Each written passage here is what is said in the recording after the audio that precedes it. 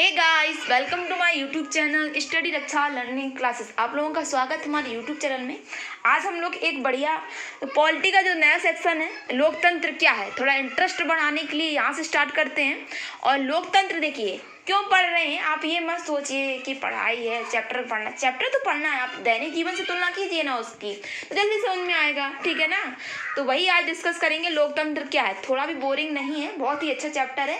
और आप लोग ये जानते हैं कि एनसीईआरटी में जो शुरुआत होती है वो एक स्टोरी से स्टार्ट होती है, तो वो मुझे बहुत ही पसंद है, शायद आप लोगों को भी पसंद आए। ठीक है, तो आज हम लोग पढ़ेंगे लोकतंत्र क्या है, थोड़ा हेडिंग देखेंगे क्योंकि इतना लंबा चैप्टर है। लोकतंत्र क्या है, आप सरकार के विभिन्न रूपों के बारे में पढ़ चुके हैं। लोकतंत्र अब तक की आपकी समझ के आधार पर कुछ उदाहरण देते हुए सरकारों की कुछ समान विशेषताएं लिखें। लोकतंत्र सरकार क्या है और गैर लोकतांत्रिक सरकार क्या है। वो कह रहा है कि आप लोग ये अपने आधार और सूझबूझ के आधार पर अब ये तो जान ही चुके होंगे कि लोकतंत्र सरकार क्या है। नहीं जानते, अभी आगे बता देंगे इसमें चैप्टर में, वही बता रहा है बस। परिभाषा की जरूरत क्यों। आगे बढ़ने से पहले आइए सबसे पहले एक मेधावी छात्रा मेरी की आपत्ति पर गौर किया। एक मेरी देखिए एक क्लास है, क्लास 9th का है भाई, पॉलिटी की क्लास चल रही है। एक लड़की है, मेधावी छात्रा, पढ़ने में अच्छी, उसका नाम है मेरी, और उसकी जो टीचर है उसका नाम है मेलिडा लिंगदोय। तो उसी बारे में चर्चा होती है। वह लोकतंत्र की परिभाषित करने के तरीके को पसंद नहीं आती है और कुछ बुनियादी सवाल पूछना चाहती है। उसकी अध्यापिका मेलिडा लिंगदोय ने उसके सवालों का जवाब देना शुरू किया तो कक्षा की अन्य छात्राएं इस पर चर्चा में भाग लेती हैं। तो वो ये कह रही है मेरी कि मैडम मुझे ये समझ में नहीं आया कि इन्होंने सीधा सीधा पूछ दिया कि लोकतंत्र सरकार क्या है, गैर लोकतांत्रिक सरकार क्या है। अब हमें तो यही नहीं पता कि लोकतंत्र सरकार होती क्या है। तो इनके जो मैडम है मेलिडा लिंगदोय, उन्होंने कहा मेरी तुम्हारी बातों में दम तो है, पर क्या आपने सामान्य जीवन में ऐसा ही नहीं करते हैं क्या। हम कलम से पहले इसकी डिफाइन करते हैं। हाँ, कलम, हम क्या करते हैं, कलम को बस लेते हैं भैया, लिखना स्टार्ट कर देते हैं। बरसात, क्या बरसात के हम लोग परिभाषा देते हैं, नहीं ना। प्रेम करने से पहले क्या उसकी परिभाषा होती है, नहीं ना। अब वो अनंत है। अब चले जाइए राधा कृष्ण वाले सीरियल में, तो नहीं पता। जैसा शब्दों का उपयोग करने के पहले इनकी परिभाषा स्पष्ट करना जरूरी मानते हैं। क्या आप कलम, निजी जीवन में जो चीज़ यूज करते हैं, आप बहुत सारी जग की चीज़ यूज करते होगे, क्रीम का यूज करते होगे, कंघा का यूज करते हो, क्या आप इनकी भी डेफिनेशन खोजते हो क्या। नहीं, वो तो आप अपनी सुविधा के अनुसार करते हो। फिर लोकतंत्र की परिभाषा क्यों, हर चीज़ की परिभाषा तो जरूरी नहीं है। जरा सोचो, क्या हमारे पास इन शब्दों को बहुत स्पष्ट और सामान्य परिभाषा है। शब्दों का उपयोग करके हम उनके अर्थ, देखिए हम क्या होते हैं, शब्दों का प्रयोग करके उनके अर्थ को जानते हैं, हमें तो काम से मतलब। मेरी, फिर भी परिभाषा की जरूरत ही क्यों है। लिख दो मैडम, हमें परिभाषा की जरूरत तभी पड़ती है जब हम किसी शब्द का उपयोग करने में परेशानी होती है। देखिए आप लोगों ने पढ़ा होगा फिजिक्स में, या अरे आप लोग भी पढ़ते हो, कंपटीशन का पढ़ रहे हो या फिर क्लास 9th में पढ़ रहे हो, तो आप देखिए टीचर आपको समझाता है, ठीक है ना, और वही आपको सरल शब्दों में समझा दे तो आपको जल्दी समझ में आता है, और वही आपको परिभाषा दे दे तो आपको थोड़ा टिपिकल लगता है ना। मुझे तो बहुत लगता था। तो वही कह रही है कि अगर आपको कोई चीज़ समझ में नहीं आ रही है तो वह परिभाषा के माध्यम से थोड़ा थोड़ा तोड़ समझाई जाए तो आपको समझ में आ जाती है। तो उसी की वजह में कह रही कि अगर किसी विषय की अगर हम गंभीरता में जानना चाहते हैं तो हमें उस शब्द की परिभाषा की जरूरत होती है, वैसे में परिभाषा की जरूरत नहीं होती है। क्या बारिश की परिभाषा की जरूरत तभी होती है जब बूंदाबांदी और बादल फटने जैसी स्थिति समान बरसात में फर्क करना हो। देखिए अब कोई कह दे कि बारिश क्या है, तो बारिश में देखिए बारिश की परिभाषा की जरूरत तभी पड़ती है। देखिए बारिश में कि बूंदाबांदी हुई, कि थोड़ा बहुत बरसा, क्या बादल ही फट गया, क्या ऐसे में फर्क करने के लिए बरसात की जरूरत पड़ी। लेकिन आप कहते हैं सीधी की बरसात हो रही है, पानी बरस रहा है यार, समाप्त बात यही है। लोकतंत्र भी पर यही बात लागू होती है, ठीक है, के लिए स्पष्ट परिभाषा की जरूरत है क्योंकि लोग इस शब्द का प्रयोग अलग अलग अर्थों के लिए करते हैं। बहुत अलग अलग तरह की सरकारें भी खुद को लोकतांत्रिक कहलाती हैं, लेकिन क्यों हर सरकार अपने आप को लोकतांत्रिक कहलाना क्यों पसंद करती है, कोई अच्छी चीज़ है क्या। अभी डिस्कस करते हैं। देखिए होता क्या है कि हर सरकार कहती है कि हम एक निष्पक्ष और लोकतांत्रिक सरकार की स्थापना करेंगे, हम शपथ लेते हैं, तो ये सब होता है ना। तो उसी के फाइंड में कह रहा है। तो अभी देखिए रिव्यांक वहीं का एक छात्र है, लेकिन हमें परिभाषा बनाने की ज़रूरत ही क्या। एक दिन आपने हमें इब्राहिम लिंकन का एक वाक्य सुनाया था, बहुत ही अच्छा वाक्य है और इसे आप अंडरलाइन कर लीजिएगा। लोगों के लिए, लोगों की और लोगों के द्वारा। देखिए लोगों के लिए यानी कि जनता के लिए, जनता की, जनता के द्वारा चलने वाला शासन ही लोकतंत्र है। देखिए जब हम किसी को वोट देंगे तभी तो वो राजा बनेगा। जो राजा बनेगा वो व्यक्ति नहीं होगा क्या, वही तो व्यक्ति होगा, हमारे ही दल से कोई होगा। तो लोगों के लिए, लोगों के लिए, लोगों की और लोगों के द्वारा किया जाने वाली शासन व्यवस्था को ही लोकतंत्र सरकार कहते हैं। यानी जाने कि जहाँ पे जनमत होगा वहाँ पे लोकतंत्र सरकार होगी। मेघालय, अब ये बस ये ना थोड़ा कन्फ्यूजन पॉइंट है। लिंग दो है मैडम, मैं ये नहीं कहती हूँ कि इसमें, देखिए ये छात्र छात्राएं, तो यहाँ पे कंफ्यूज मत होइए, रिव्यांक कोई छात्र है। यह नहीं कहती कि हमें इसमें बदलाव करने की ज़रूरत है, लेकिन मुझे यही परिभाषा सुंदर लगती है। ठीक है, लोगों के लिए, लोगों के द्वारा चलाया जाने वाला शासन लोकतंत्र शासन है, मान लेते हैं। लेकिन वो कह रही है क्या किसी फेमस व्यक्ति ने कह दिया, इब्राहिम लिंकन तो बहुत फेमस थे, तो हम उनकी बात को मान लें। कोई कह दे, अंबानी कह दे आके कि जो मिठाई होती है वो खाने में कड़वी लगती है, क्या मान लेंगे? नहीं ना। वही मैडम समझा रही कि किसी प्रतिष्ठित व्यक्ति ने या किसी माने जाने व्यक्ति ने कह दिया कि परिभाषा दे दी, क्या हम उसके वाक्य को मान लें, उसकी बात को मान लें? तो ये बता रहा है हमें ऐसा नहीं करना चाहिए यार, हमें जो अच्छा लगता है वो करना चाहिए। देखो वही कह रहे कि नामी गिरामी आदमी ने उसके लिए बहुत कुछ अच्छा कहा है, ये सभी लोग उसे सही मानते हैं। ठीक है, ये बता रहा है कि कोई मैडम कह रही किसी ने कह दिया कि वो पेड़ है, मॉनिटर ने कह दिया कि आज होमवर्क करके नहीं लाना, वो खुद को होमवर्क करके लाया है, तो आप उसकी बात मानोगे? नहीं ना। तो वही कह रहा है कि जब तक आप खुद उस चीज़ का प्रैक्टिकल ना कर लें तब तक नहीं मानोगे ना। कोई आपसे कह दे कि कुएं में गिरना है तो गिरोगे का? नहीं ना। तो वही से बात है। मैडम क्या मैं कुछ कह सकती हूँ? एक योलांदा है, एक लड़की है छात्रा, हमें कोई परिभाषा तलाशने की ज़रूरत नहीं। वो कहती अच्छा मैंने कहीं पढ़ा कि डेमोक्रेसी, आप सब लोग जानते हैं कि डेमोक्रेसी माने क्या होता है, लोकतंत्र होता है। यूनानी शब्द में डेमोक्रेसिया से बना होता है मैडम, और डेमो का मतलब होता है लोग और क्रेसिया का मतलब होता है शासन। अच्छा इस प्रकार हो गया लोगों का शासन, ठीक है, लेकिन का अर्थ हो गया लोगों का शासन, सही, यही सही अर्थ है, ये परिभाषा जरूरत है। लेकिन अब लिंग दो मैडम कहेंगी ये सवाल पर विचार करने बहुत उपयोगी तरीका है, लेकिन अच्छा कहा। आप भी लिखिए यूनानी भाषा डेमोक्रेसिया से लिया गया है, डेमो को मतलब लोग और क्रेसिया का मतलब शासन, लोगों का शासन। बहुत ही अच्छी लाइन लगी। और इब्राहिम लिंकन वाली लाइन थी, लोगों के लिए, लोगों के द्वारा किया जाने वाला शासन लोकतंत्र सरकार या लोकतांत्रिक राज्य कहलाता है। ठीक है, लिंग दो मैडम कहती है तुम्हारी बात में दम है, ये भी बात सही कह रही है, लेकिन इतने बड़े शब्द की उत्पत्ति उसकी उत्पत्ति से कर देना सही है? अभी देखिए इस सवाल पर विचार करने का ये बहुत अच्छा उपयोगी तरीका है, पर मैं इतना कहूँगी कि सिर्फ शब्द की उत्पत्ति से उसकी परिभाषा निकालने का तरीका हरदम उपयोगी नहीं है। शब्द का अर्थ हमेशा अपने मूल से जुड़ा या बंधा नहीं रहता। देखिए अब ऐसा तो देखिए कंप्यूटर संगणक कहते हैं, अब जो कंप्यूटर था गाइस वो क्या था, वो कंप्यूटिंग अर्थात गणना करता था। प्राचीन समय जो कंप्यूटर होते थे वे क्या करते, कैलकुलेशन करते थे, नहीं कहते थे ये बड़े कैलकुलेटर हैं। लेकिन आज तो कंप्यूटर हर क्षेत्र में है, आप पेंटिंग कर लीजिए, आप संगीत कर लीजिए, आप पढ़ाई ऑनलाइन होगी, हर चीज़ भैया कंप्यूटर की यूज में है।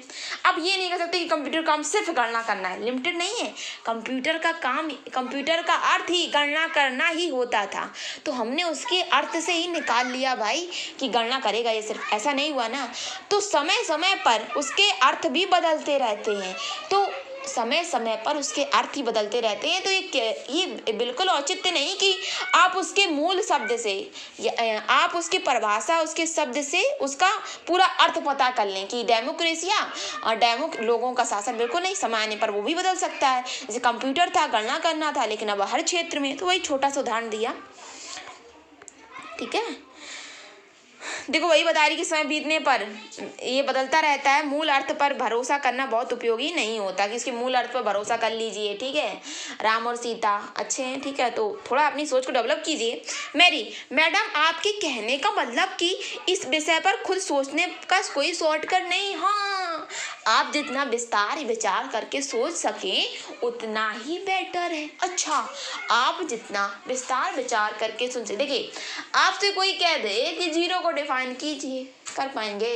0.0, मैथ की स्टूडेंट हूँ, इन्फिनाइट कोई होगा? अब देखिए, तो मैं थोड़ा वहाँ पे चली गई। देखिए कोई भी शॉर्टकट है नहीं। अगर आपसे कोई, आप थोड़ा अंधविश्वास तरफ तो थोड़ा नहीं मानते, लेकिन आपसे कोई कह दे कि भक्ति को डिफाइन कीजिए, भक्ति क्या है, तो कर लोगे? नहीं ना। तो लोकतंत्र सरकार की भाई कोई सीमा नहीं है। आप जैसा सोचते हो, आपका दिमाग इतना पार्स है, आप वही लोकतंत्र है। इसका कोई शॉर्टकट नहीं कि इसकी डेफिनेशन में से डिफाइन किया जाए। आया समझ में? अब देखिए, यह एक उपयोगी शुरुआत है। यह परिभाषा बहुत ढंग से लोकतांत्रिक और गैर लोकतांत्रिक शासन व्यवस्थाओं में अंतर बताई। अब देखिए वो कह रहा है कि अब हमें समझ में आ गया कि हम लोगों ने थोड़ा बहुत पढ़ा यार, ढांचा बन गया कि लोगों के द्वारा शासन करना ही लोकतंत्र, ये पढ़ा और बहुत सारी चीज़ें पढ़ी। लेकिन अब क्या है, मैरी ने फिर अंतिम में क्या कहा, आपका दिमाग इतना पार से आप उससे सोचिए, कोई शॉर्टकट वॉर्टकट नहीं है, और मूल अर्थ से किसी का वास्तविकता को ढूंढना है। मुझे नहीं लगता कि वो सही है। कंप्यूटर का भैया काम बदला, आगे वाले समय में हर चीज़ का, देखिए हर चीज़ डिजिटल होती चली जा रही है, ठीक है ना। तो लोकतंत्र को भी हम थोड़ा डिफाइन कर सकते हैं कि उसकी मूल अर्थ से, तो वही बता रहा है। तो देखिए अब लोकतंत्र क्या होता है, लोकतांत्रिक सरकार क्या होती है, गैर लोकतांत्रिक सरकार क्या होती है। देखिए म्यांमार की अगर आपसे कोई पूछे राजधानी, तो उसकी होती है न्यायपीड़ा, और उसकी करेंसी का नाम है क्या। तो थोड़ा याद रखिए, एक्स्ट्रा फैक्ट्स हैं। सैनिक शासकों का चुनाव लोगों ने नहीं किया। तो देखिए म्यांमार में क्या हो रहा है कि जो सैनिक शासक के अधिकारी थे, वो अपने आप को क्या कर लेते हैं, वो अपने आप को राजा घोषित कर लेते हैं, यानी कि अपने आप को राष्ट्रपति या प्रधानमंत्री के पद पर नियुक्त कर लेते हैं।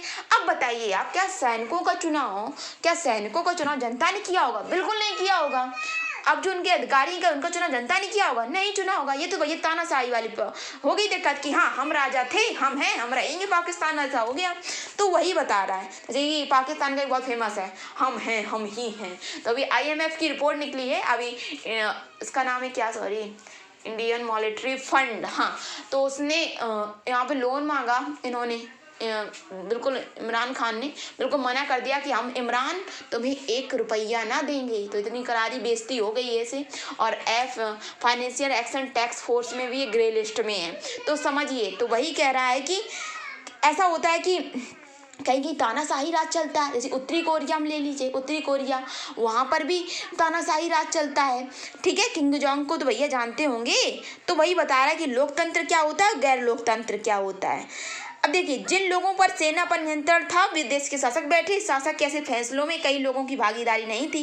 अब ये पेनासे क्या है, पेनासे है चिली में है। अब ये चिली कहाँ पे, ये दक्षिण अमेरिका में। तो तानाशाही का चुनाव लोग नहीं करते भैया, तानाशाहों का लोग कौन चुनाव करेंगे, बार राजा घोषित कर लिया तो कर लिया। और कुछ लोग तो भैया साले फेमस होते हैं कि राजशाही परिवार में पैदा हो गए, तो उन्हें मतलब कौन सा गॉड गिफ्टेड हो गया, चाहे वो इंटेलिजेंट हो या ना हो, इंक्रीज कर रहे हो अपने आप को या ना कर रहे हो। अभी तक यही प्रॉब्लम, मेरा तो यही मानना है। जैसे सऊदी अरब में ले लीजिए, अभी वहाँ पे प्रिंस और किंग यानी क्या क्या होते हैं। तो सऊदी अरब में क्या है, वहीं पे सऊदी अरब में आते हैं, मेडिटेरियन सी है, रेड सी है, जहाँ पे स्वेज नहर बनती है। तो वहाँ कुवैत है, वही सब सिस्टम बता रहा है। यहाँ फारस की खाड़ी है। थोड़ी लोकेशन को आप लोग ट्रेस करते जाइए। देखिए, पढ़ तो सब रहे हैं, कंपटीशन है, आई नो, मैं जानती हूँ, लेकिन कैसे अपने आप को यूनिक बनाना है, डिपेंड्स ऑफ यू, आप पर निर्भर करता है, ठीक है। अब ये कह रहा है कि सऊदी अरब में लोग क्या करते हैं। अब मैं एक बात बता दूं, सऊदी अरब में भी लोगों को 2015 के बाद स्त्रियों को और लड़कियों को वोट डालने का अधिकार 2015 के बाद मिल रहा है। तो ये कहाँ का, देखिए हमारी जनता तब तक विकास नहीं कर सकती। देखिए अब 100% हम लोग स्त्री और पुरुष की संख्या मिला लीजिए, युवा वृद्ध सब आए जिसमें, तो 100% है। लेकिन अब देश की उन्नति तभी हो सकती है जब लड़कियों और लड़कों को समान अधिकार दिया जाए। अब आप 52% तो जा रहे हो भाई, मैं इसकी बात नहीं कर रही। अगर आप सिर्फ पुरुषों को ही समान अधिकार देते जा रहे हो, मैं ये नहीं कहती, दोनों के इक्वल अधिकार दो, दोनों के लिए समान हो, किसी में कोई आरक्षण ना हो, जिसमें हुनर हो वो निकले, वरना अपने घर पे रहे, मैं ये कह रही हूँ। अब 61 कॉन्स्टिट्यूशन अमेंडमेंट आया तो उसमें क्या कर दिया कि 21 साल के, जो पहले हम लोग 21 साल में डाल सकते थे, अब हम लोग 18 साल में वोट डाल सकते हैं, क्योंकि सरकार मान रही भैया मैच्योर हो जाते हैं हम लोग 18 ईयर में। तो वही बता रहा है। लेकिन सरल परिभाषा पूर्ण पर्याप्त नहीं है। इससे हमें समझ में आता है कि लोकतंत्र का मतलब लोगों का शासन, पर इस परिभाषा का प्रयोग हम बिना सोचे समझे फिर भी सभी सरकारों को लोकतांत्रिक कहना पड़ेगा, जो चुनाव करवाती हैं फिर भी हम सही नतीजे पर नहीं पहुंच पाते। जैसा कि हम अध्याय 3 में पढ़ेंगे, समकालीन दुनिया में हर सरकार, चाहे वो लोकतांत्रिक हो या ना हो, अपने आप को लोकतांत्रिक कहलाना पसंद चाहती है। इसलिए हम असली लोकतंत्र या दिखावटी लोकतंत्र सरकारों की भी सावधानीपूर्वक फर्क कर सकते हैं। इस चैप्टर के पढ़ने के बाद गजब की नॉलेज आएगी, तो मेरे अंदर भी आई है तो आपके अंदर भी आएगी। यह काम हम तभी कर पाएंगे जब हम परिभाषा का एक एक शब्द सावधानी पूर्वक समझेंगे। देखिए अब थोड़ा यहाँ पे देखिए, लोकतंत्र क्या है। लोकतंत्र शासन का एक ऐसा रूप है जिसमें शासकों का चुनाव, जिसमें राजा का चुनाव जनता करती है, माध्यम वोट। ठीक है, अब देखिए अब भैया क्या है डेमोक्रेसी, मैंने बता ही दिया। लोकतंत्र की विशेषताएं, ठीक है, लोकतंत्र शासन का एक रूप जिसमें जनता शासकों का चुनाव करती है। भाई देखिए शासक क्या होता है भाई, शासक क्या होता है, राजा कौन होता है। तो देखिए किसी सरकार को लोकतांत्रिक, इसमें प्रश्न पूछे जाएंगे और जो इसके जो नेक्स्ट में बताऊंगी उसमें क्या बताएंगे, उसमें इसके आंसर बताएंगे। थोड़ा ध्यान से पढ़िएगा कि शासक कौन है। किसी भी सरकार को लोकतांत्रिक कहे जाने के लिए उसके किन अधिकारों का चुना हुआ होना आवश्यक है। लोकतंत्र में भी कौन से फैसले हैं जो बिना चुने हुए अधिकारी भी ले लेते हैं। अब देखिए, अब राष्ट्रपति को हमने तो नहीं बनाया, हम तो प्रधानमंत्री को जानते हैं भाई। लेकिन मैं तो ये कहती हूँ जिसे जनता ने चुना वो फाइनल डिसीजन ले सके, जिसे जनता ने चुना वो फाइनल डिसीजन ले सके। लेकिन काफ़ी सारे फाइनल डिसीजन तो जो जनता द्वारा नहीं चुने जाते अधिकारी वे लेते हैं। ऐसा क्यों, तो वही बता रहा है। इस तरह चुनाव को लोकतांत्रिक चुनाव कहते हैं। किस तरह के चुनाव भैया लोकतांत्रिक चुनाव कहते हैं, जो निष्पक्ष हो, जो हर 5 साल में हो, जिसमें अराजकता ना हो, जिसमें ये ना हो कि हम ये करवा देंगे वो करवा देंगे। करवाए भैया, किसने मना किया है। किन किन शर्तों का पूरा हो जाना आवश्यक है। कौन लोग शासकों का चुनाव कर सकते हैं, सभी लोग कर सकते हैं भाई। 61 कॉन्स्टिट्यूशन अमेंडमेंट आया, 61वां संविधान संशोधन आया, 21 से हटाकर 18 मिच्योर हो गए। भाई पढ़ो, क्या इसमें प्रत्येक नागरिक को बराबर की हैसियत है। बिल्कुल, क्या मानी वोट डालेगा उसका अलग, उसका 5 वोटों जितना माना जाएगा, और हम लोग जो वोट डालने जाएंगे उसका वोट की कोई मानता नहीं होगी। सभी नागरिकों को समानता का अधिकार है और सब लोग का वोट इक्वल है भाई। ठीक है, एक ही वोट से जीत जाते हैं, वोट से हार जाते हैं। आप किसी से कम है क्या। व्यवस्था अपने कुछ नागरिकों को इस अधिकार से वंचित करती है। देखिए कुछ देशों में है भैया ऐसा। सरकार के किस स्वरूप को लोकतांत्रिक कहेंगे, क्या क्या क्वालिटी होनी चाहिए, क्या क्या उसमें क्या क्या होना चाहिए कि हम लोग कहेंगे हाँ भाई लोकतांत्रिक है। क्या चुने शासकों को लोकतंत्र में अपनी मर्जी से सब कुछ कर सकते हैं। देखिए जो हम लोग चुन लेते हैं, क्या वो जैसे हमने चुन लिया प्रधानमंत्री, अभी हुआ PM का चुनाव हुआ, ऐसे अभी पश्चिम बंगाल में हुआ था, ऐसे संवेदु अधिकारी, ठीक है, नंदीग्राम, थोड़ा याद है ना, करंट पढ़ा करिए। तो क्या हमने जिसको चुन लिया क्या वो लास्ट डिसीजन ले सकता है, बिल्कुल ले सकता है। तो वही कह रहा है।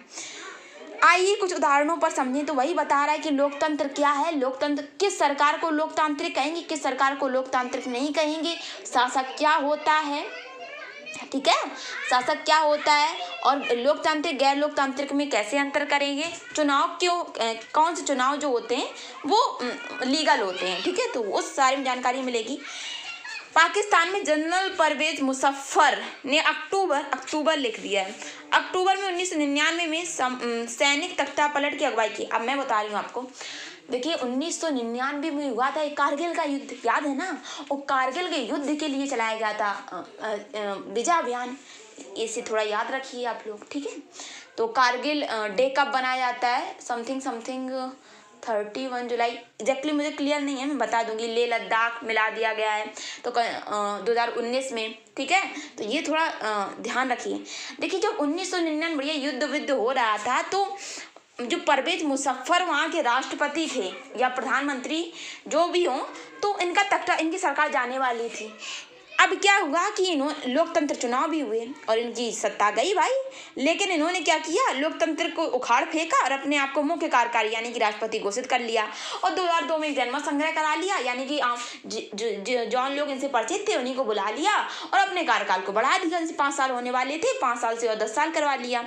अब भैया ये कार्यकाल को 5 साल बढ़ा तो लिया, लेकिन पाकिस्तानी मीडिया हो गई। देखिए प्रेस फ्रीडम रिपोर्ट में भारत की कितनी रैंकिंग है, 142, कितनी रैंकिंग है, 142 रैंकिंग है।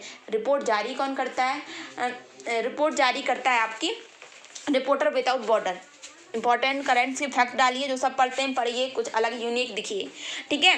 पाकिस्तानी मीडिया देखिए, अब जनता पर अत्याचार होगा भाई, तानाशाही बन रहा है, तो वहाँ की जनता परेशान ना होगी का? होगी। तो वही बता रहा है कि लोकतंत्र के लिए काम करने वाले ने आरोप लगाया कि जन्म संग्रह एक धोखाधड़ी है, कि जो जनमत इन्होंने बुलाया भैया इन्हीं की मिले जुले पार्टी के लोग होंगे और इनको कार्यकाल बढ़ा दिया, हमें क्या, जनता को क्या पता। तो इन्होंने क्या किया, एक लीगल फ्रेमवर्क ऑर्डर संस्था है भाई, लिख लीजिए, लीगल फ्रेमवर्क ऑर्डर के जरिए पाकिस्तान के संविधान को, एक संस्था थी, इसी के जरिए पाकिस्तान को कोई भी देश संविधान को कैसे बदल सकता है, कैसे पॉसिबल है? या देखिए, न्यायालय, उच्च न्यायालय, सबकी जिम्मेदारी होनी चाहिए, तो वही बता रहा है।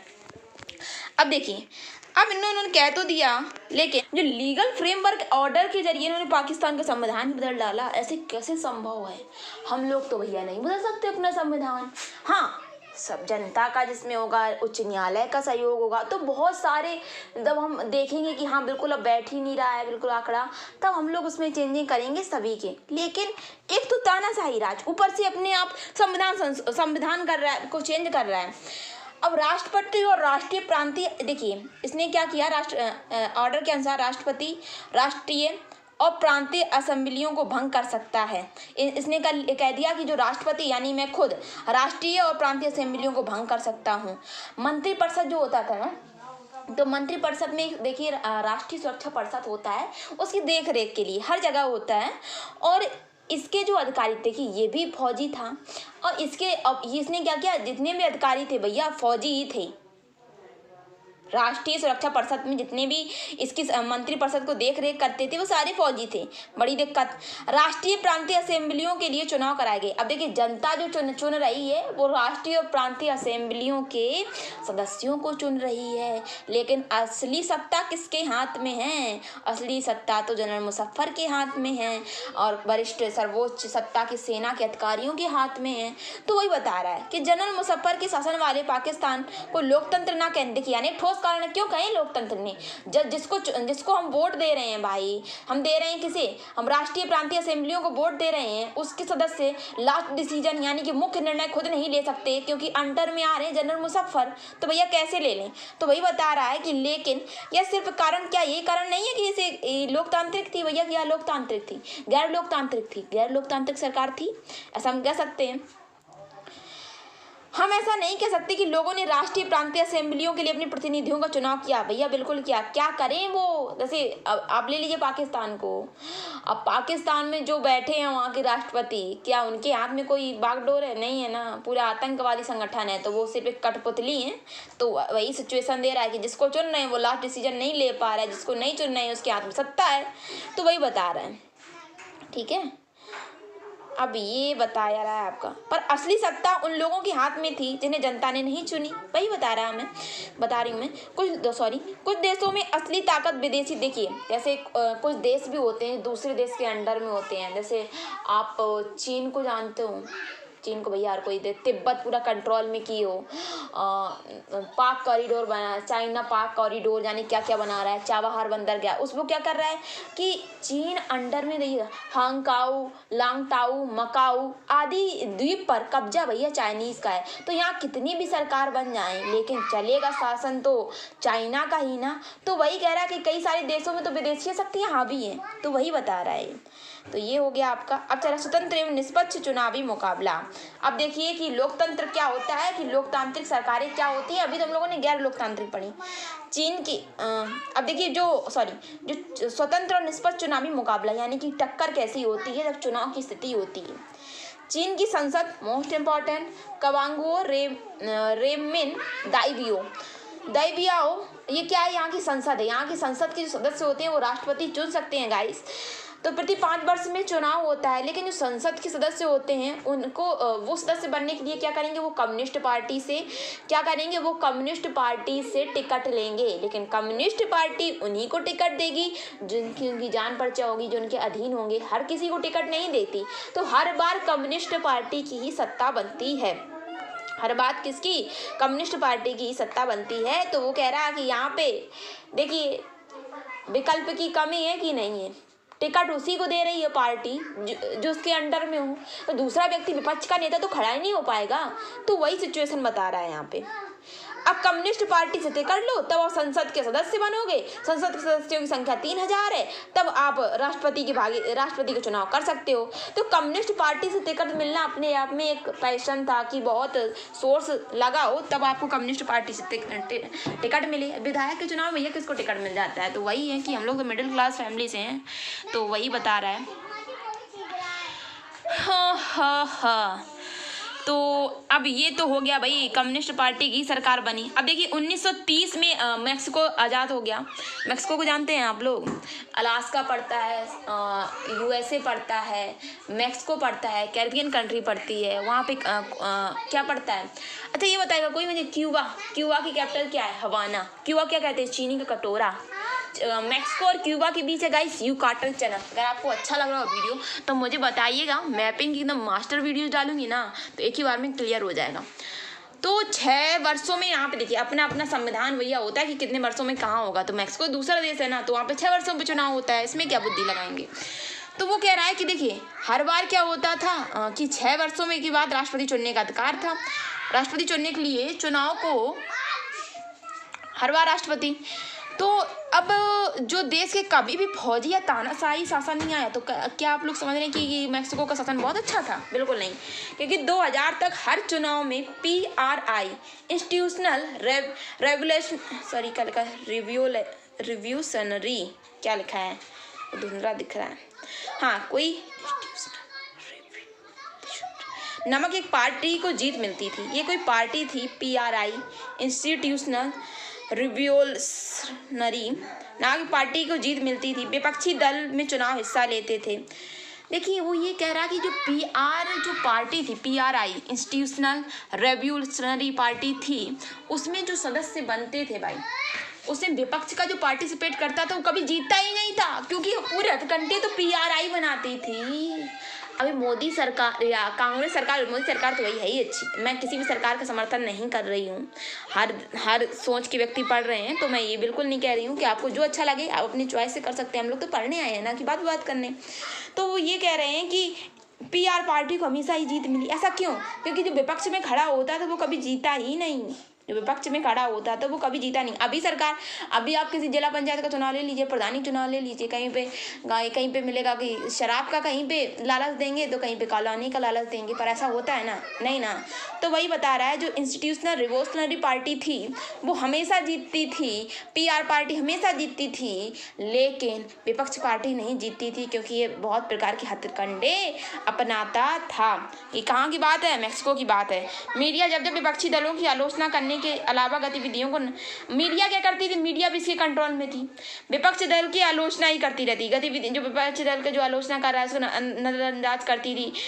अंतिम क्षणों में मतदान, देखिए क्या होता था कि जो सेंटर बनाए जाते हैं ना कि यहाँ पे वोट दिया जाएगा, सेंटर भी अचानक से चेंज कर दिए जाते थे भाई। अब देखिए अगर सेंटर एकदम से अचानक चेंज कर दिया, आधे लोग तो वोट डाल ही नहीं पाएंगे, और जितने लोगों को वोट डला दिया गया उन्हें क्या किया गया, उन्हें भड़काया गया। अभी सरकारी स्कूल के टीचर थे, देखिए पहले लोग कम पढ़े लिखे होते थे, अब बच्चे को छोड़ने आए माँ बाप तो उनको बुला लिया, और सरकारी जो स्कूल के टीचर होते थे उनको थोड़ा करप्ट टाइप के होते थे पहले, तो वो क्या करते थे, थोड़ा लालच देते थे PR पार्टी वाले, और कहते थे जितने भी आपके स्कूल में आए या किसी आप विभाग के बड़े अधिकारी हों उनको कहें कि PR पार्टी को वोट दें, तभी आप रह पाएंगे। तो वो कहते थे बच्चों के माँ बाप से कहते थे। अब कोई देखिए हम लोग सीधे साधे लोग होते हैं, जो अनपढ़ लोग होते हैं, तो वो मान जाते हैं बात, क्योंकि कोई उनसे वरिष्ठ लोग कह रहा है, कोई सक्षम व्यक्ति कह रहा है, तो सही कह रहा होगा, पर ये बात गलत है। आपको जो अच्छा लगे आप वो करिए। तो कह दिया कि आप इनको PR पार्टी वालों को वोट दीजिएगा। जितने भी अधिकारी होते थे बस आम जनता से यही कहते थे, बस PR पार्टी को, बच्चों को पढ़ाना लिखाना कुछ नहीं, PR पार्टी को वोट, जो है PR पार्टी को वोट, PR पार्टी को वोट, यही कहते रहते थे। और जिसके क्या मीडिया भी आलोचना नहीं करती थी। मीडिया में जब विपक्षी दलों की आलोचना करने के अलावा उनकी गतिविधियों को नज़रअंदाज करती थी। सॉरी मिस्टेक हो रही है। अब जो मीडिया भी थी वो भी इनके कंट्रोल में, जनता भी इनके कंट्रोल में, केंद्र बदल दिए जा रहे हैं समय पर। अब 50% वोट डला, 50% वोट डल पाया, केंद्र को बदल दिया। जैसे आप जहाँ पे रहते हैं आप उसी के बगल में शिफ्ट कर दिया गया 10-15-20 किलोमीटर के दायरे पर, क्या आप वोट डालने जाओगे? नहीं ना। तो वही बता रहा है कि सेंटर बदल दिया, यानी कि जनता को परेशान किया जाता था, जितने लोगों को प्रेशर से डलवाया जाता था वो सब PR पार्टी, PR पार्टी। ठीक, लोगों के सामने कोई वास्तविक और गंभीर विकल्प नहीं था। देखिए, जब विकल्प ना हो तो जीत संभव हो। कहते नहीं है, जब जीतना फिक्स हो, जब जीतना फिक्स हो तो कोई भी लड़ लेगा। ठीक है, लोगों को शासक दल या उसकी स्वीकृति उम्मीदवारों को वोट देना होता था। अब जैसा आप देखिए, अब कोई ऑप्शन ही नहीं है तो आप वोट तो देंगे ही ना। हमेशा मनपसंद, क्या हम इसे मनपसंद चुनाव कह सकते हैं? अच्छा, आपके सामने एक व्यक्ति हो, आपके सामने बस 8 लाख लोग भरते हैं UPSC का फॉर्म, बस एक व्यक्ति भरे बन जाए DM, क्या कंपटीशन हुआ? ना हुआ भाई, हुआ नहीं हुआ। तो वही बता रहा है। मैक्सिको के मामले में लगता है कि आप असल में वहाँ की जनता कोई दूसरा विकल्प ना था, इसी तरह वहाँ के शासक दल को पराजित नहीं किया जा सकता था। और जो विपक्ष थे भैया जीते नहीं थे, लोगों के चाहने पर भी नहीं। वहाँ का चुनाव निष्पक्ष नहीं थे। क्या पक्ष थे? निष्पक्ष नहीं थे भाई। यहाँ पे क्या था? करप्ट था, यहाँ पे करप्शन था। इस प्रकार हम लोकतंत्र को भी अपनी समझ या अन्य विशेषता या गुण को जोड़ सकते हैं। लोकतंत्र के लिए सिर्फ चुनाव कराना ही नहीं पर्याप्त, एक ज़्यादा असली राजनीति। देखिए, लोकतंत्र में क्या होना चाहिए? एक से अधिक पक्ष होना चाहिए। लोकतंत्र में क्या होना चाहिए? लोकतंत्र में एक से अधिक विकल्प होना चाहिए, निष्पक्ष शासन होना चाहिए, भड़काना ना हो कि हाँ भड़का दीजिए। और ऐसा भी होता है कि जिस पार्टी को जीत रहे होते हैं, अच्छा किस पार्टी को वोट दोगे आप? उस पार्टी को वोट दोगे, अच्छा हम भी देंगे उस पार्टी को वोट, ये ना हो बिल्कुल। तो यही बता रहा है कि निष्पक्ष की एक निष्पक्ष चुनाव हो और बिना किसी लालच के चुनाव हो। तो वही बता रहा है कि राजनीति देखिए, आपके पास कोई विकल्प ना हो तो आप कैसे किसी चीज़ को चॉइस करोगे?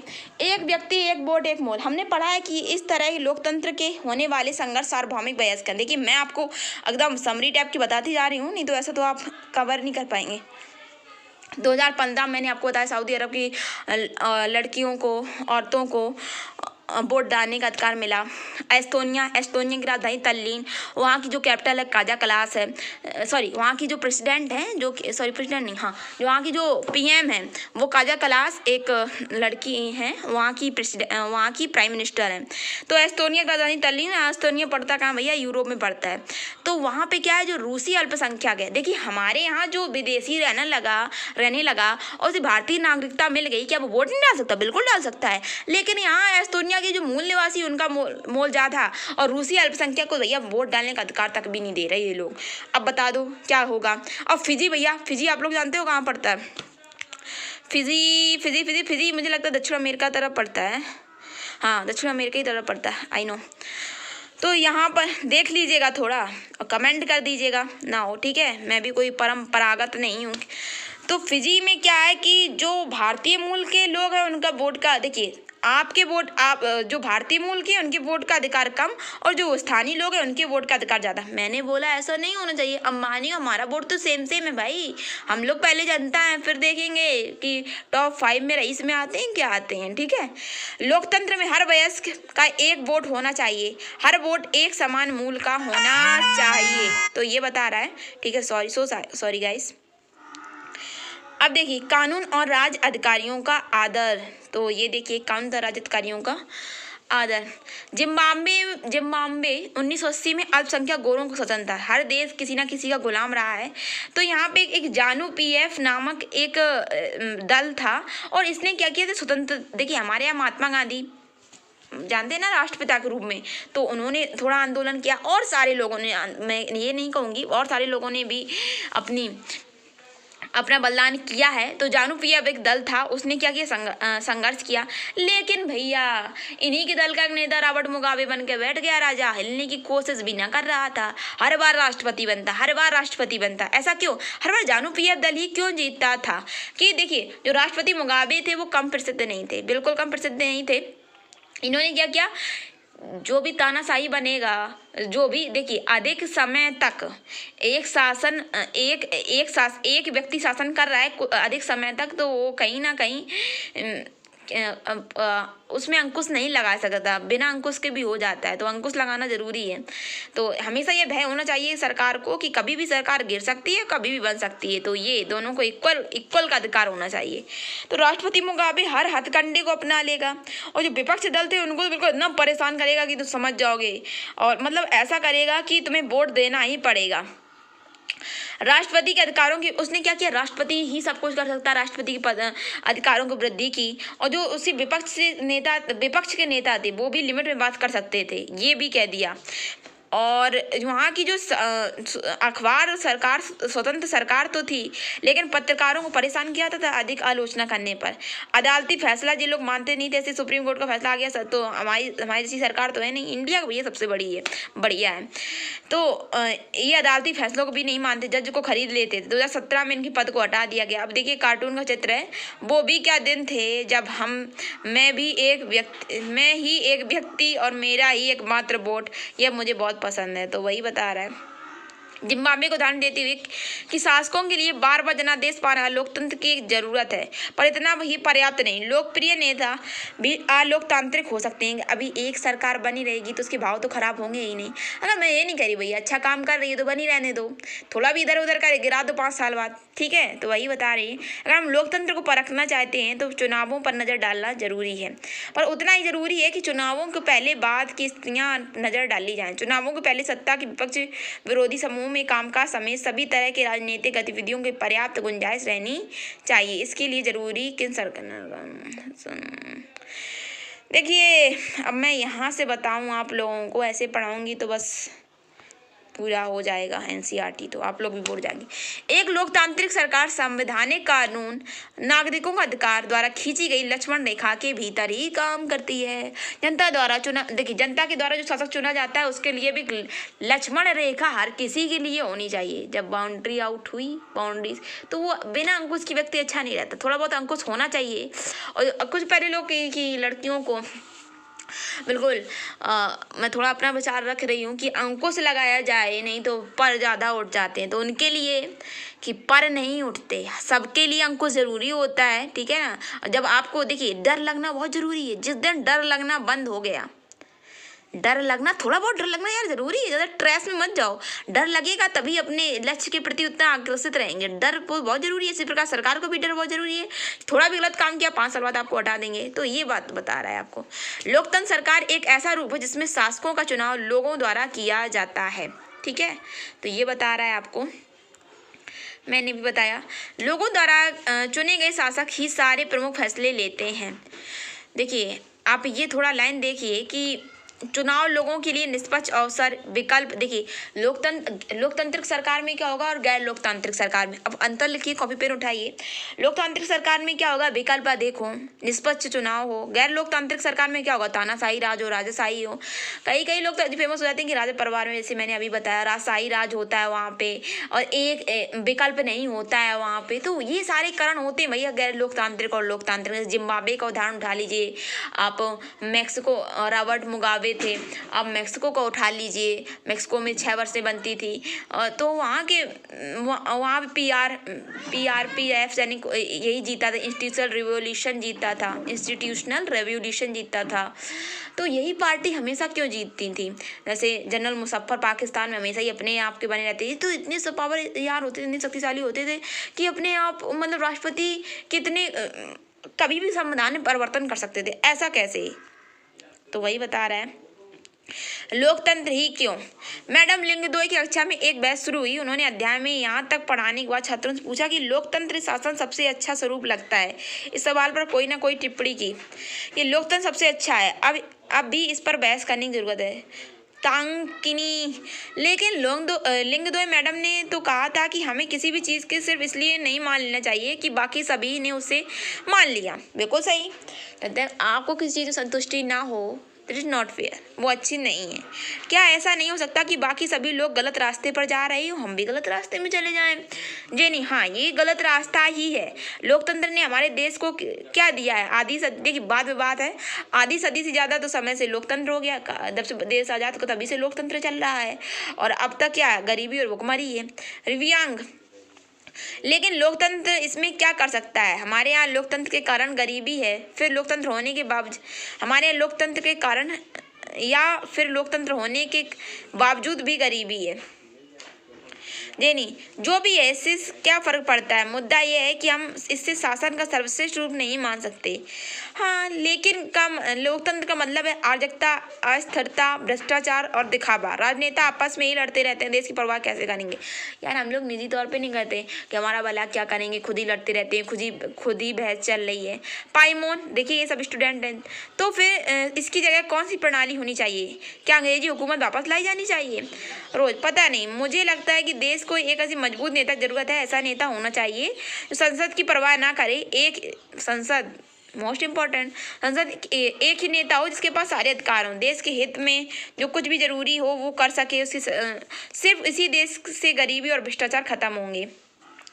इसी से देश का की कह रहा है कि ऐसा नेता हो जिसके पास पावर हो, वो कोई कुछ भी कर सकता है और किसी संसद से पूछने की कोई ज़रूरत नहीं है। और बच्चे हैं, कितना सोचेंगे, हम लोग भी ऐसा सोचते हैं। ठीक है, लोकतंत्र के देखिए अब वो क्या कह रही हैं मैडम, लिंग दो। बात कहने के लिए सजा दी होती, निश्चित रूप से आप बहुत बुरा लगता कि हाँ, तो लिंग दो मैडम कह रही हैं कि बात कहने के लिए सजा दी होती तो निश्चित रूप से आपको बहुत बुरा लगता। क्या आप ऐसा उस देश में रह सकते हैं जहाँ लोकतंत्र ना हो? या लोकतंत्र के पक्ष में एक अच्छा तर्क है। ठीक है, अगर लोकतंत्र ना हो, देखिए लोकतंत्र में विचार विमर्श किए जाएंगे।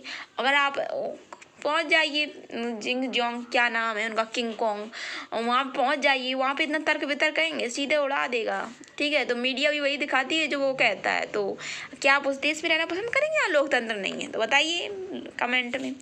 लोकतंत्र के खिलाफ तर्क, लोकतंत्र में नेता बदलते रहते हैं, इससे अस्थिरता पैदा होती है। बिल्कुल सही है, 5 साल बाद ये बदल जाता है, कब तक वो अच्छा करने की सोच रहा हो तब तक पलट हो जाता है। लोकतंत्र का मतलब सिर्फ राजनीतिक लड़ाई और सत्ता का खेल है, यहाँ नैतिकता की कोई जगह नहीं। ओ माय गॉड, लोकतंत्र व्यवस्था में इतने सारे लोगों से बहस चर्चा करनी पड़ती है कि हर फैसले में देरी होती है। सही बात है, संसद से पूछो, फिर इनसे पूछो, उनसे पूछो, फिर तर्क लगे, फिर कहीं फैसला हो पाता है। 1-2 साल बाद बजट आ पाता है।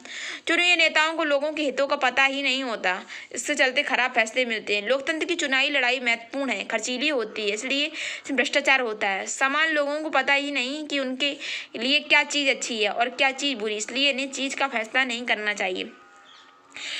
देखिए, क्या लोकतंत्र के खिलाफ कुछ और भी बातें जो आपके मन में रह गई? देखिए, सारे विचार विमर्श हैं, आप खुद भी कर सकते हैं कि लोकतंत्र क्या कैसे अच्छा है। तो एक तरफ सोचिए, लोकतंत्र अच्छा है यार, क्यों अच्छा है, कैसे अच्छा है, क्यों नहीं अच्छा है, कैसे नहीं अच्छा है। तो ये सब सोचते रहिए। आप लोग इस चैप्टर को पढ़ रहे हो तो उसे भैया पढ़ लीजिए एक दिन में। निश्चित रूप से लोकतंत्र में सभी समस्याओं को खत्म करने वाली जादू की छड़ी है। लोकतंत्र ने हमारे देश और दुनिया के अन्य हिस्सों में गरीबी नहीं मिटाई। सरकार के स्वरूप लोकतंत्र सिर्फ बुनियादी चीज़ को देखता है कि लोग अपने बारे में खुद फैसले करें। इससे बात की गारंटी नहीं दी जाती कि सभी फैसले अच्छे ही होंगे। लोग गलतियाँ भी कर सकते हैं। इन फैसलों में लोग भागीदारी बनाने में फैसलों की देरी होती है। यही भी सही है कि लोकतंत्र में जल्दी नेतृत्व परिवर्तन होता है। कई बार बड़े फैसलों और सरकार की कार्यकुशलता पर भी इसका बुरा असर पड़ता है। कई बार देखिए, अभी कह दिया गया कि ऊर्जा मुक्त कब हो जाएगा, 2047 तक। पता है बीएचपी सरकार रहेगी कि ना रहेगी, ठीक है, पता नहीं क्या हो, कोई नहीं जान सकता फ्यूचर को। तो वही कह रहा है कि तख्ता पलट हो जाता है तो लोकतंत्र में थोड़ा, अब सरकार ने सोचा कि 2030 तक ऐसा हो जाएगा, 2032 तक ऐसा हो जाएगा, 5 साल सरकार बदल रही है, तो थोड़ा जल्दी हो रहा है ये। तो इसी के बारे में बता रही, कार्यकुशलता पर भी बुरा असर पड़ता है। इन तर्कों में यह लगता है कि हम लोकतंत्र को जो रूप देखते हैं सरकार का आदर्श स्वरूप नहीं हो सकता। वास्तविक जीवन हमारे देखिए, इसमें लोकतंत्र में देखिए मैडम लिंगदोय थी, वो ये कह रही थी कि किसी भी तर्क को मत मानिए। किसी भी फेमस व्यक्ति ने कह दिया, आपने मान लिया, बिल्कुल नहीं। मुझे जो अच्छा लगेगा यार वो मैं मानूंगा, जो मुझे दिख रहा है। ऐसा भी नहीं आप जो मानेंगे, जो दिख रहा है आपको, क्या क्वालिटी दिख रही है, क्या डिसक्वालिटी दिख रही है, इफ़ यू वांट इट यार, जो दिख रहा है आप वो मानोगे। तो वो बता रहा है कि आप क्या समझ रहे हो, अपनी तार्किक क्षमता कितनी है, आप किस क्षेत्र को किस दूरदर्शिता तक ले जाना चाहते हो। तो ये सारे क्षेत्र आपके आएंगे, वो आएगा लोकतंत्र। अब लोकतंत्र को आप डिफाइन तो एक लैंग्वेज में कर नहीं सकते कि लोकतंत्र जिसका चुनाव जनता के द्वारा होता है लोकतंत्र होता है, बिल्कुल सही यार। लेकिन आप अपने डिफाइन से कीजिए ना कि लोकतंत्र सरकार क्यों, क्या लोकतंत्र सरकार को आधी सदी नहीं होगी है, क्या विशेष गरीबी निपटी है, क्या कर रही है अभी तक सरकार। तो ये सारे मुद्दे हैं, ठीक है। अब देखिए, व्यवस्था होने पर भारत खास सुरक्षा के मामले में जिस तरह से काम किया है वैसा करने की चीनी सरकार ने महसूस की चीनी सरकार ने महसूस नहीं की। देखिए अभी जब कुछ खाद्य आपूर्ति हो गई थी तो भारत सरकार और चीनी सरकार कुछ कंपैरिजन दिखा रहा है कि अर्थशास्त्रियों का यह भी कहना है कि किसी भी स्वतंत्र और लोकतांत्रिक देश में कभी भी बड़ा आकार या बड़ी संख्या भुखमरी नहीं हुई है। जहाँ जहाँ लोकतांत्रिक राज्य था, स्वतंत्र राज्य था, वहाँ पर कभी भी भुखमरी अकाल नहीं हुई। अगर चीन में बहुदलीय चुनावी व्यवस्था होती, विपक्षी दल होता, तो सरकार की आलोचना कर सकने वाली स्वतंत्र मीडिया होती, तो भूख से नहीं मर सकते थे। वो ये कह रहा है कि देखिए चीन में एक बार अकाल पड़ा था जहाँ पे लोकतंत्र व्यवस्था होती है। देखिए हर चीज़ सिस्टम होता है। अब श्रीलंका में भैया आ गया है, तो श्रीलंका की कैप्टन बताएगा श्री जयवर्धनपुरे कुट्टे, तो ये बता रहा है कि आप एक नियमित रूप से चलेंगे तो कभी भी किस चीज़ की आपूर्ति नहीं होगी। लेकिन जो चाइना है वहाँ पे खाद्य आपूर्ति हो चुकी, तो भैया अकाल पड़ चुका था, लेकिन वहाँ की मीडिया इतनी स्वतंत्र नहीं थी कि जाने कितने लोग मारे गए। लेकिन भारत में ऐसा हुआ कभी नहीं हुआ, क्योंकि हम लोग कैसे चले, सिस्टम से चले हम लोग। वो लोग सिस्टम से नहीं चले। सिर्फ कम्युनिस्ट पार्टी वालों को ही टिकट मिलेगा, क्यों भाई? जो इनका तालमेल होगा उनको ही टिकट मिलेगा। हर क्षेत्र को अगर क्वालिफिकेशन है तो आप उसको टिकट दीजिए ना, जिसके लायक है। तो थोड़ी ना कि आपको एक चुन लिया कि आप इसी को टिकट देंगे, नहीं यही सर्वश्रेष्ठ है। It is not better. ठीक है, अब देखिए उदाहरण लोकतंत्र शासन पद्धति को बताने की विशेषता है। ठीक है, लोकतांत्रिक शासन पद्धति दूसरों से बेहतर है क्योंकि यह शासन का अधिक जवाबदेही वाला स्वरूप है। लेकिन लोकतंत्र व्यवस्था यार कहीं ना कहीं तो बिल्कुल सही है। क्यों बिल्कुल सही है? 5 साल बाद किसी को उठा सकते हैं, 5 साल बाद किसी को गिरा सकते हैं। हर चीज़ एक नियमितता है कि हर चीज़ क्या चलेगी। अभी कोविड-19 आया तो कितना अच्छा योगदान दिया हमारे डॉक्टरों ने, तो हर चीज़ का सिस्टम बनाया। तो भैया लोकतांत्रिक से तो ये बना है। गैर लोकतांत्रिक सरकारों की तुलना में लोकतांत्रिक सरकारों में बेहतर फैसले के अन्य कारण भी होते हैं। एक बार और बता दूं, देर से फैसले लेते हैं।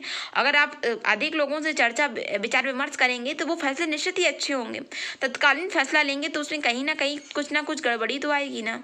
तो वही बता रहा है। लोकतांत्रिक सरकारों में बेहतर फैसलों के अन्य कारण भी हो सकते हैं। लोकतंत्र का आधार व्यापक चर्चा और बहसें हैं। लोकतंत्र फैसले में हरदम ज़्यादा लोग शामिल होते हैं, चर्चा करके फैसले होते हैं, बैठकें होती हैं। लोकतंत्र सरकार में बैठकें होती हैं, हर स्पीकर मैडम होती हैं, संसद में होता है, चर्चा होती है, बजट पेश होता है, किस चीज़ में कितना खर्च करना है। अभी 2,38,856 ऐसी कुछ का बजट पेश हुआ था। 137 करोड़ का लमसम चिकित्सा के क्षेत्र में गया था। तो वही बता रहा है भाई कि क्या होना चाहिए प्रोसेस। लोकतंत्र सरकार होगी, जिस चीज में देर लग रही है, जनता की राय है, वो आगे उठेगा। इसमें काहे की दिक्कत है? ठीक है,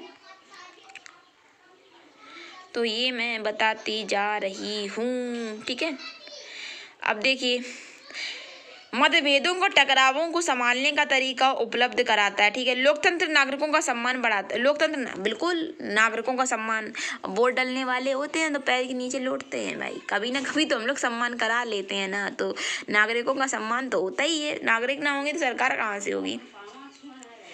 लोकतांत्रिक व्यवस्था दूसरों से बेहतर है क्योंकि हमें अपनी गलती ठीक करने का अवसर भी मिलता है। लोकतांत्रिक व्यवस्था बिल्कुल ठीक। एक बार राजा बना दिया और वो निरंकुश हो गया, फिर आप क्या करोगे? अगर हम पे कोई गलती हो गई, 5 साल बाद हम सुधार देंगे। ठीक है, हटा देंगे, सुधार क्या देंगे? तो वही बता रहा है इसमें। जैसा कि हम अपने ऊपर देखा है कि इस बात की कोई गारंटी नहीं कि लोकतांत्रिक में कोई गलती नहीं हो सकती। किसी भी किस्म की सरकार इस बात की गारंटी नहीं देती कि इसमें लोकतंत्र का लाभ है या इसमें गलतियों से ज़्यादा देर तक छुपाई नहीं जा सकती। यानी कि ये बता रहा है कि देखिए, ये थोड़ा एक कार्टून है। ये देखिए आप, हम मतदाता बहुत नाराज हैं, हम आपको सहन नहीं करेंगे। ये लिबरल पार्टी वाले बहुत घमंडी हो गए हैं। उन्होंने सरकार से हमारा विश्वास तोड़ दिया है, हमारा धन हड़प लिया है। कोई तारीख लिखी है हिंदी में, हिंदी मुझे नहीं आती इस वाली। जून में होने वाले चुनाव में हमें वही करने जा रहे हैं जो कि कैंडियम सबसे अच्छे ढंग से करता है, यानी हम उसको फिर जिता देंगे। यानी कि काफ़ी लोग तो ऐसा चुनाव दे रहे हैं कि अच्छा कौन सरकार जीत रही है उसी को दे दो, वही जीत जाएगा। उन्हें पता ही नहीं होता अच्छा बुरा। तो वही कह रहा है कि हमारा धन हड़प लिया, हमारी प्रॉपर्टी हड़प ली लिबरल पार्टी वालों ने, तब भी हम उन्हें वोट देंगे। यानी कोई आपसी समझ नहीं है। तो जोक टाइप का था ये। ठीक है, लोकतंत्र का बेहतर अर्थ यानी कि विस्तार से अर्थ। देखिए, इस अध्याय में लोकतंत्र की सीमित और विवरणात्मक शैली में चर्चा की। हमने शासन का एक स्वरूप और लोकतांत्रिक समझा, लेकिन इस प्रकार की व्याख्या में हमें न्यूनतम विशेषता या गुणों की पहचान कराती है जो लोकतंत्र की जरूरत है। हमारे समय में लोकतंत्र का सबसे आम रूप है प्रतिनिधित्व वाला लोकतंत्र। हम जिन देशों में लोकतंत्र होने की बात करते हैं वहाँ सभी लोग शासन नहीं चलाते, सभी लोगों की तरफ से बहुमत को फैसले लेने का अधिकार होता है और यह बहुमत भी स्वयं शासन नहीं चलाता। बहुमत का शासन भी चुने हुए प्रतिनिधियों के माध्यम से होता है। बिल्कुल सही, बस एवरेज खत्म ही होने वाला है। भैया क्या दे रहा है, हम लोग काफ़ी लोकतांत्रिक। देखिए ये बता रहे हैं, हम लोग परिवार में काफ़ी लोकतांत्रिक हैं। जब भी फैसला करना होता है तो हम सभी साथ बैठकर, देखिए आप परिवार से ले लीजिए, आपके घर में 5 लोग हैं, मेरे घर में तो 4 ही लोग हैं, मम्मी पापा मैं और भाई। तो आपके किसी डिसीजन लेना होता है तो आप सब लोग फैमिली वाले करते हो ना। अब विपक्ष का नेता कोई हो घर में तो सास बहू वाला तो मैं नहीं जानती, लेकिन विपक्ष का नेता ना हो तो फैसले लेते हो ना। तो ये बता रहा है कि हम साथ बैठकर सहमति फैसले लेते हैं। फैसले में मेरे विचारों का उतना ही महत्व होता जितनी कि मेरे पिताजी को। देखिए पापा भी कुछ बात कहेंगे तो उनकी बात मानेंगे, हमेशा उनकी बात मानेंगे, लेकिन कुछ फैसले हम लोग भी सही लेते हैं ना, तो उनको भी बात मानना पड़ेगा। इस क्लियर। मुझे वे शिक्षक नापसंद है जो कक्षा में छात्रों को बोलने और सवाल पूछने की इजाज़त नहीं देते। मुझको भी बिल्कुल पसंद नहीं है। मैं तो ऐसे शिक्षक को पसंद करूँगी जो लोकतांत्रिक मानसिकता वाला होगा। भैया हाँ, जनता का शासन लोकतंत्र बनाता है और स्टूडेंटों का शासन टीचर को अच्छा बनाता है। ऐसे छात्र, देखिए जब तक कोई चीज़ पूछेंगे नहीं तो क्लियर कैसे होगी। एक नेता और उसके परिवार के लोग इस पार्टी के सारे फैसले करते हैं। वे लोग क्या लोकतांत्रिक? एक ही नेता है, एक ही पार्टी, हमेशा वही फैसला की जा रही है, अच्छा हो या बुरा, क्या वो लोकतांत्रिक है? बिल्कुल नहीं है। लोकतांत्रिक शब्द का प्रयोग फैसले लेने उनकी बुनियादी तरीके को उजागर होता है। देखिए लोकतंत्र में जो फैसला होता है उजागर होता है, जनता और सरकार के मध्य होता है। जनता भी सहमत होनी चाहिए, सरकार भी सहमत होनी चाहिए, लेकिन हम लोग जनता चुनाव कर देती है और उनको जो सही लगता है वो करते रहते। विचार विमर्श होता है, स्वीकृति से फैसले लेना, यानी जो बहुत शक्तिशाली ना हो सका उसे फैसलों में उतनी ही महत्व देना जितना कि बहुत शक्तिशाली का। यह बात सरकारी परिवार पर भी लागू होती है। देखिए वो ये कह रहे हैं कि सभी की बात सुनना चाहिए, ये बात आप लोग समझ लीजिए। कोई कमजोर हो या बलशाली, उतनी ही बात का महत्व देना चाहिए और उसे भी अच्छा लगता है। कम्युनिकेशन स्किल ये बताती है अगर आप किसी बात को सुन रहे हैं तो उसकी बात को सुन लीजिए, फिर अपना विचार विमर्श रखिए, ठीक है ना, तो वो बात अच्छा है। तो वही कह रहे हैं कि विपक्ष की बात उतनी सुननी चाहिए। लोकतंत्र सरकार में बहुत देर से फैसला आता है लेकिन फैसला अच्छा आता है, तो यही बात बता रही हैं। अब देखिए, अगर हम आदर्श पैमानों के आधार पर आज की शासन व्यवस्थाओं को परखेंगे तो लगेगा कि दुनिया में कोई भी लोकतंत्र नहीं है। फिर भी आदर्श के रूप में लोकतंत्र हमारी साझेदारी से बार बार याद दिलाती है। कोई भी लोकतंत्र नहीं है कि बिल्कुल आदर्शवादी हो, तो ऐसा कुछ नहीं है। हम मौजूदा लोकतांत्रिक व्यवस्थाओं को परखने पर उनकी कमजोरियों को पहचान करने में मदद मिलेगी। तो देखिए हम लोगों ने काफ़ी पढ़ लिया कि लोकतंत्र क्या है, लोकतंत्र क्या नहीं है, तो इसमें हम लोगों को काफ़ी हेल्प मिलेगी। अब देखिए, अब मैं आपको ले आती हूँ सीधा यहाँ पर। जो लोग, देखिए यहाँ पे थोड़ा तर्क लगाइए, हर चीज़ में अपना तर्क लगाइए, उस चीज़ को समझिए। Is that clear? ऑलवेज, हमेशा रिमेंबर रहेगा भाई। जो लोग देश के आधिकारिक धर्म को नहीं मानते वो वोट डालने का अधिकार नहीं रखते। देश के आधिकारिक धर्म को नहीं मानते, उन्हें वोट डालने का अधिकार नहीं है। देखिए ठीक है, एक पार्टी बीते 20 वर्षों से चुनाव जीतती आ रही, गैर लोकतांत्रिक है भाई। पिछले 3 चुनाव में शासक दल को पराजय का मुंह देखना पड़ रहा है। अब देखिए वो देखना पड़ रहा है 3 सालों से। अब देखिए पहले क्वेश्चन का आंसर है कि जो देश के लोग आधिकारिक धर्म को नहीं मानते। देखिए हम लोग क्या, हम लोग भारतीय हैं, ठीक है, हिंदू हो या मुस्लिम हो या सिख हो, हम लोग स्टूडेंट हैं यार, स्टूडेंट है ना। जो लोग देश के आधिकारिक धर्म को नहीं मानते, जो हम देश का पालन नहीं करते कि हम लोग भारतीय हैं, हम लोग एक ही, क्या उन्हें वोट डालने का अधिकार नहीं है? हमें तो लगता कि नहीं है भाई। आधिकारिक धर्म को नहीं मानते, हाँ अलग अलग धर्म मानते हैं आप लोग, कि ऐसा तो है नहीं कि भारत में सिर्फ वही लोग वोट डालेंगे जो हिंदू धर्म के हैं, सिर्फ वही लोग वोट डालेंगे जो मुसलमान धर्म के हैं, सिर्फ वही लोग वोट डालेंगे जो इस्लाम धर्म के हैं। मतलब कुछ नहीं है।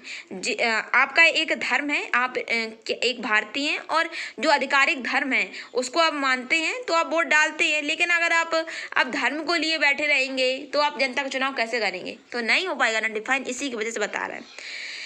यहाँ स्वतंत्र चुनाव आयोग नहीं है, यहाँ स्वतंत्र आयोग चुनाव आयोग नहीं है, ये नहीं पता। पिछले 3 वर्षों में चुनाव में शासक दल को पराजय का मुंह देखना पड़ा है। क्या वो पार्टी अच्छी ना हो, या पार्टी अच्छी हो तो क्या कोई करप्शन हो, तो ऐसा भी हो सकता है। संसद सेना प्रमुख मंजूरी के बिना सेना के बारे में कोई कानून नहीं बना सकता। ठीक है। संसद न्यायपालिका में अधिकारों की कटौती कानून नहीं बना सकती, ये भी ठीक है। देश के नेता बिना पड़ोसी देश की अनुमति ही किसी और देश से संधि नहीं कर सकते। अरे देश के नेता बिना पड़ोसी देश की अनुमति, अब संधि तो किससे करेंगे, अगली बगल वालों से करेंगे, संधि नहीं कर सकते हैं भाई। देश के सारे आर्थिक फैसले केंद्रीय बैंक के अधिकारी ही के पास, जैसे मंत्री भी नहीं मिल सकता, बिल्कुल नहीं। केंद्रीय बैंक के मध्य, इससे क्या तात्पर्य है? लोकतंत्र में लोग खुद को स्वतंत्र और समान मानते हैं, बिल्कुल सही है। लोकतंत्र व्यवस्था दूसरों की तुलना में टकरावों से ज्यादा अच्छी तरह सुलझाती है, बिल्कुल सही। लोकतंत्र सरकार लोगों के प्रति ज्यादा उत्तरदायी है, बिल्कुल सही। लोकतंत्र देश दूसरों की तुलना में ज्यादा समृद्ध है, लोकतंत्र देश दूसरों की तुलना, हाँ मुझे लगता है समृद्ध है, क्योंकि हर चीज में सिस्टम होगा तो वो समृद्ध होगा ही होगा। तो आई होप आपको हमारा वीडियो अच्छा लगा हो। अगर हमारा वीडियो अच्छा लगा हो तो प्लीज़ हमारे वीडियो को लाइक कीजिए, हमारे चैनल को सब्सक्राइब कीजिए, बेल आइकन को प्रेस कीजिए, और हो सके तो हमारे चैनल को सब्सक्राइब कर लीजिएगा और कमेंट करिएगा आपको ये वीडियो कैसा लगा। पूरा पॉलिटी चाहिए और मैंने किस तरीके से पढ़ा, अगर समझ में देखिए तर्क सुलझा लीजिए आप लोग, ठीक है। तब तक के लिए जय हिंद, जय भारत।